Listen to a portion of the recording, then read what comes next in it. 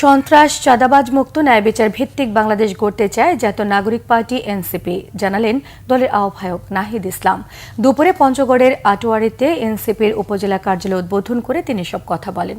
নাহিদ ইসলাম আরও বলেন, বাংলাদেশি গণ অভ্যুত্থানে যে সকল তরুণরা নেতৃত্ব দিয়েছেন তাদের নেতৃত্বে নতুন দল এনসিপি গঠন করা হয়েছে, যারা জনগণের কথা বলবে। এদিকে পদযাত্রার অংশ হিসেবে ঠাকুরগাঁও বাসস্ট্যান্ড গোল চত্বরে নাহিদ ইসলাম বলেন, এটি শেখ হাসিনার বাংলাদেশ নয়, জনগণের স্বার্থে রাজপথে থাকবে এনসিপি।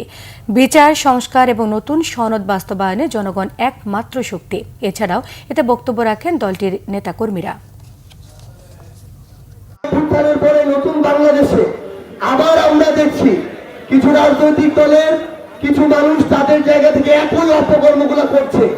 দূরের আলাপ বাদ দেন, আপনি আটোয়ারিতে দেখবেন এখনো মরিছাটি বলেন, থানাটি বলেন, এখান থেকে একটা ট্রাক পার হতে চাঁদা দেয়া লাগে। এটা হাসিনার বাংলাদেশ নয়, এটা গণ অভ্যুত্থান করে ছাত্র জনতার বাংলাদেশ।